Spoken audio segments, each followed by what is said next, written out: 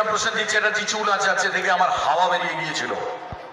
এত সুন্দর দেখতে, এত গ্ল্যামার, বসে আছে প্রসেনজিৎ চ্যাটার্জি। তখন ভাবলাম হবে কি করে, কিন্তু ভগবানের অন্য উদ্দেশ্য ছিল, তিনি করিয়ে দিয়েছেন। তখন গান গাওয়া শুরু করেছিলাম। আমি 90-এর দশকে বড় হয়েছি। সেই সময় কোনটি শিল্পীরা গান গাইত? গৌতম ঘোষ গান গাইতেন, কিশোর কুমার, কুমার শানু নিজে কিশোর কুমারের গান গাইতেন, মিতা চ্যাটার্জি, আশা ভোসলের গান গাইতেন, আমার বন্ধু জোজো, উষা উত্তুপ, আশা ভোসলের অসাধারণ গান গায়। আমিও ভাবলাম এই গান গাইতে শুরু করি। কোথায় গাইবো? কোনোদিন গান শিখিনি, নিজে নিজে বাড়িতে প্র্যাকটিস করতাম সব সময়, প্রচুর গান শুনি।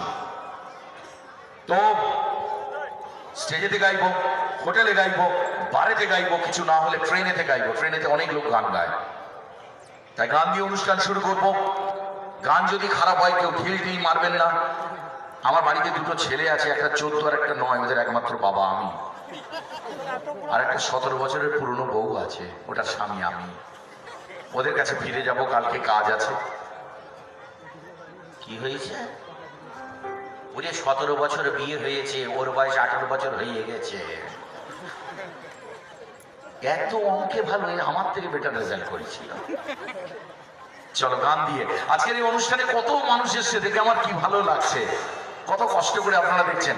কিন্তু অনেকে তো আবার বলেছে কি আর যাবো ওই মোটার মরণকে দেখতে, ওই তো টিভিতে দেখতে। আস্তে আস্তে আস্তে আস্তে বলছে মোটার মরণকে কি দেখবো, ওই তো টিভিতে দেখছি, সিনেমায় দেখছি, ওকে আর দেখার কি আছে?